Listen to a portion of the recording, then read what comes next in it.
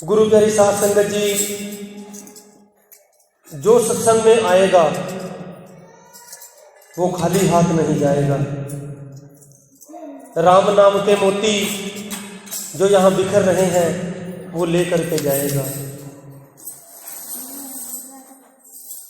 राम नाम के हीरे मोती मैं बिसराऊं गली रे गली, ले लो रे कोई गुरु का प्यारा, आवाज लगाऊं गली रे गली।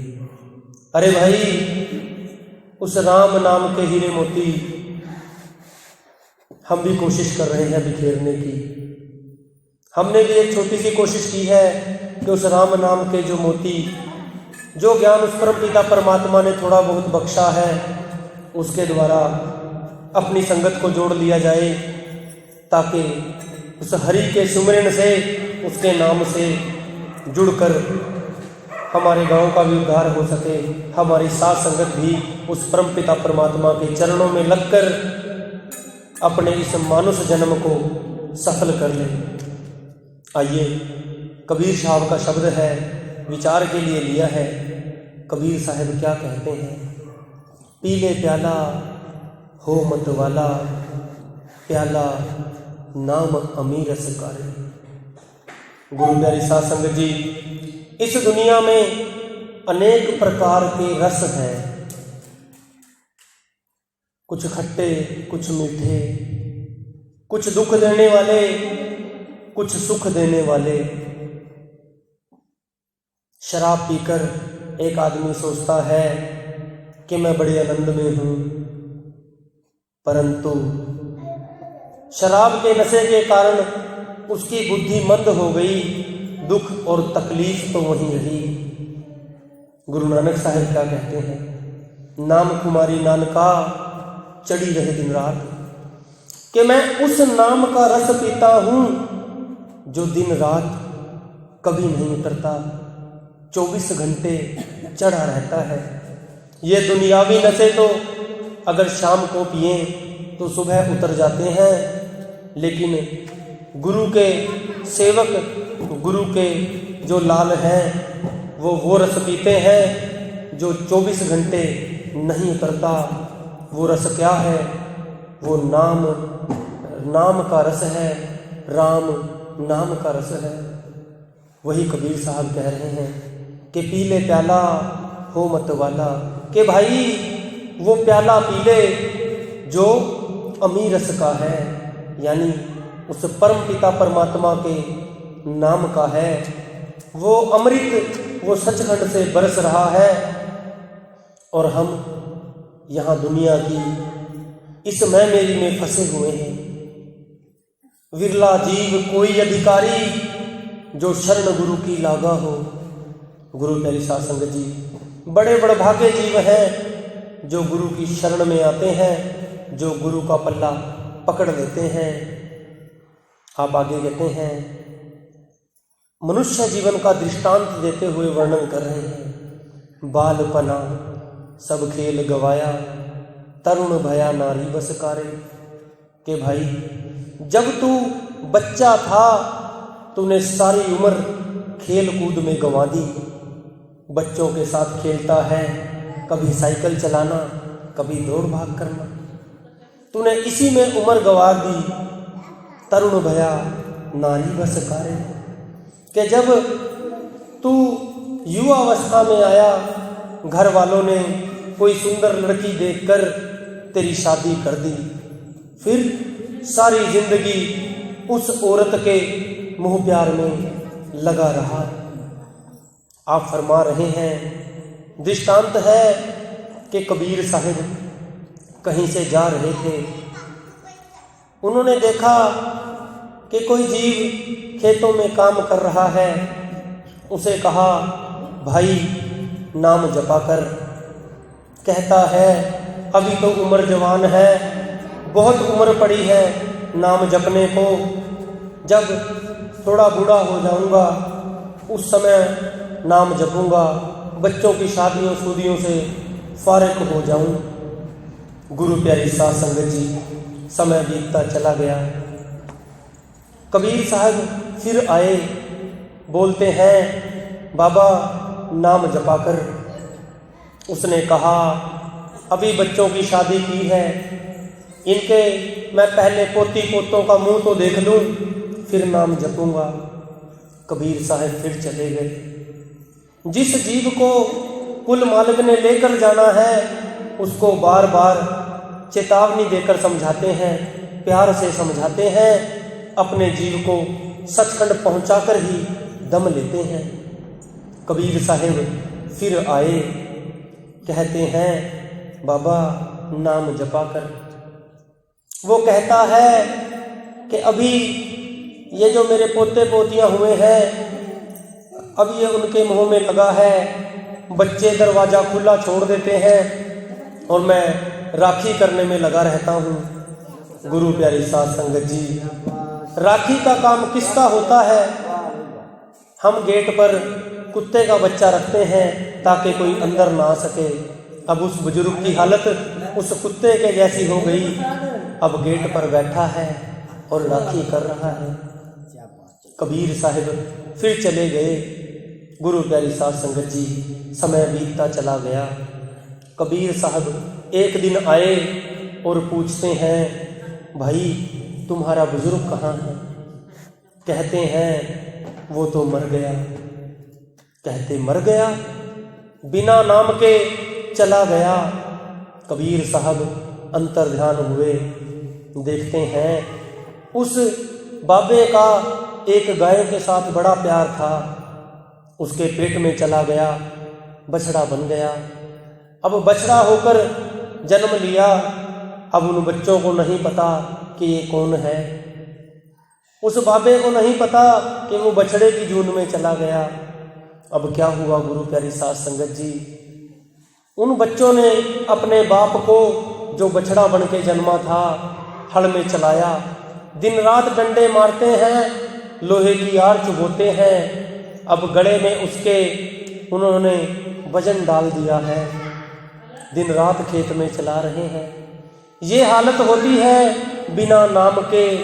विचार करो गुरु प्यारी साध संगत जी, हम क्या करने आए थे और क्या कर रहे हैं। कबीर साहब बाणी में लिखते हैं कि बैल बनो हल में जुटो, लेओ कसाई दीन, मांस कटा बोटी बिकी, ढोल मड़ी नकार, अब कछु कर्म बाकी रहे, तिस पर पड़ती मार। कि भाई अब वो बुढ़ा हो गया, उनके काम का नहीं रहा, तो उन्होंने कोल्लू वाले को दे दिया। अब कोल्लू चलाता है, दिन रात उस पर मार पड़ती है। जब उसके काम का नहीं रहा तो कसाई को दे दिया। अब कसाई ने क्या किया?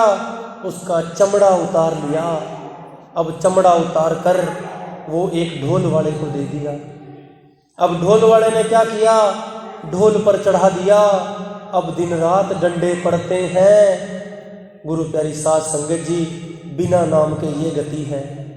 अगर नाम जप लेता, कबीर साहब के कहे अनुसार सुमिरन में लग जाता, तो ऐसी दुर्गति ना होती कि अभी कछुक कर्म बाकी रहे, तिस पर पड़ती मार।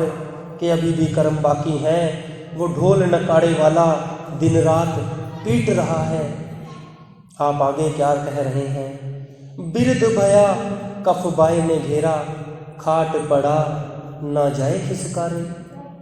अरे भाई, जब तू बुढ़ा हो गया, तुझे खांसी ने घेर लिया, तुझे बाय होने लगी, अब खाट पर पड़ा है, कोई पानी भी नहीं पूछता, दिन रात चिल्ला रहा है कि पानी दे दो, रोटी दे दो, पर कोई पूछता ही नहीं। ऐसी तेरी हालत है। आप कह रहे हैं खाट पड़ा ना जाए किस कार्य।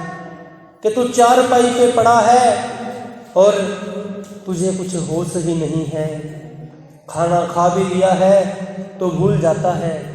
फिर बच्चों को बोलता है मुझे कुछ खाने को दो। घर वाले क्या बोलते हैं? वो बच्चे जिनके लिए दिन रात मरता था, क्या बोलते हैं? इस बुढ़े का दिमाग खराब हो गया, दिन रात परेशान करता है। अभी तो खाना दिया था, फिर मांग रहा है। आप उदाहरण देकर समझा रहे हैं कि इंसान की हालत क्या है। ना भी कमल विच है कस्तूरी, जैसे मृग फिरे बनकारे। के हिरण, गुरु प्यारी साध संगत जी, हिरण की जो नाभि, जो सुंडी होती है, उसमें कस्तूरी पाई जाती है। कस्तूरी खुशबूदार है, बहुत दवाइयों के अंदर इस्तेमाल होती है, लेकिन उस मृग को नहीं पता कि कस्तूरी कहाँ है। उसकी खुशबू के अंदर वो इतना मस्त होके जंगलों में घूमता फिरता है और उसे वो कस्तूरी नहीं मिलती। ऐसे ही हालात हम जीवों के हैं। वो परमपिता परमात्मा हमारे शरीर के अंदर बैठा हुआ है। एक बार गुरु नानक साहिब काबे गए। जब काबे पहुँचे तो वहाँ पर मक्का मदीना है, मक्के की तरफ पैर करके सो गए। जब वहाँ का जो काजी था, काजी रुकनुद्दीन, उसने पूछा कि भाई ये कौन काफिर है जो काबे की तरफ पैर कर कर पड़ा है। गुरु नानक साहिब के पास आता है, कहता है कि आप मक्के की तरफ पैर करके क्यों पड़े हो।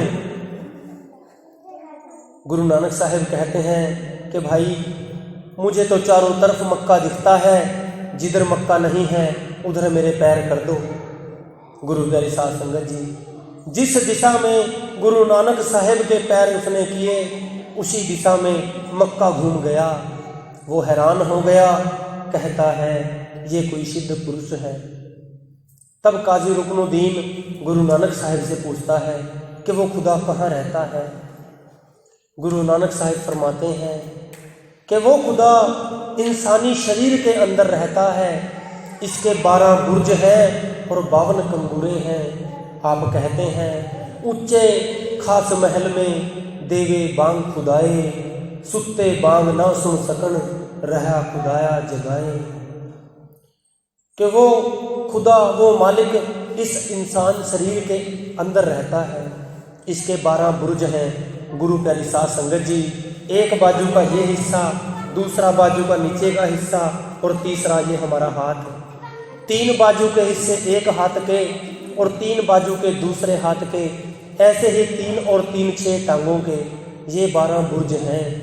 और 52 कंगूरे, जिसमें हमारे नाखून हैं और 32 दांत हैं, ये 52 कंगूरे हैं। गुरु नानक साहब ने फरमाया कि वो खुदा इस महल में रहता है और वो खुदा क्या करता है, ऊंचे खासे महल पे देवे बांग खुदाए। कि वो खुदा दिन रात बांग दे रहा है, बुला रहा है उस नाम और शब्द की धुन के द्वारा कि ए मेरे प्यारे बच्चों मुझसे मिलो। आप शब्द में क्या कह रहे हैं, बिन सतगुरु इतना दुख पाया, बैद मिला नहीं इस तनकारे। के बिना सतगुरु के इस 84 लाख जोनियों के दुख मिट नहीं सकते। बिना गुरु के इस शरीर रूपी दुख से छुटकारा नहीं पाया जा सकता। जन्म मरण का दुख नहीं कट सकता।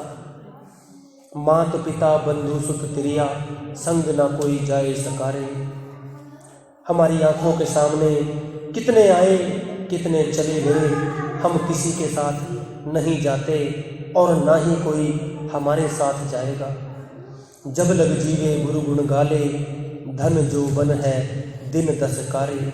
के भाई जब तक सांस में श्वास है, उस परम पिता परमात्मा का सुमिरन कर ले। यह जो जवानी है, यह जो पैसा है, ये 10 दिन का है। उसके बाद यह कहीं नहीं जाना, सब यहीं रह जाएगा। कबीर साहब एक जगह फरमाते हैं, 1 लख पूत 1.25 लख नाती, जा रावण घर दिया न बाती।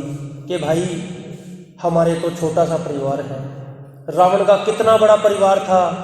1 लाख पुत्र और 1.25 लाख उसके नाती थे। उस रावण के घर में कोई दिया बत्ती करने वाला भी नहीं रहा। तो हमारी तो क्या गुजरी है गुरु प्यारी साध संगत जी। 84 जो बुरा चाहे, छोड़ कामनी का चशकारे। कि अगर 84 से छुटकारा पाना चाहते हो तो इस कामिनी यानी मोह माया रूपी इस नागिन से छुटकारा पा सकते हो। कैसे? सतगुरु शरण गहो मेरे प्यारे, कि उस सतगुरु की शरण में आ जाओ, उसकी वाणी से जुड़ जाओ। कहे कबीर सुनो भाई साधो, कबीर साहब हम जैसे जीवों को भी साधु कहकर संबोधित कर रहे हैं। साधु कौन होता है? जिसने अपनी इंद्रियों को साध लिया हो, उस परम पिता परमात्मा के चरणों में अपने मन को लगा लिया हो, वो साधु है।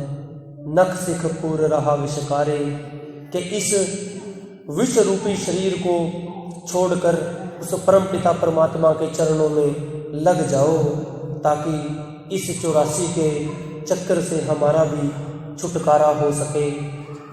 तो आओ गुरु प्यारी साध संगत जी, कबीर साहब के शब्द से फ़ायदा उठाकर हम भी अपने शरीर को उस परम पिता परमात्मा के सेवा में लगाएं, अपने मन को मालिक के भजन सुमिरन में लगाएं, ताकि हमारा भी इस 84 लाख जूनियों के इस भव सागर से, इस 84 लाख जूनियों के चक्कर से छुटकारा हो सके। बोल साचे दरबार की जय, जयकारे कांसी वाले दा। बोल साचे दरबार की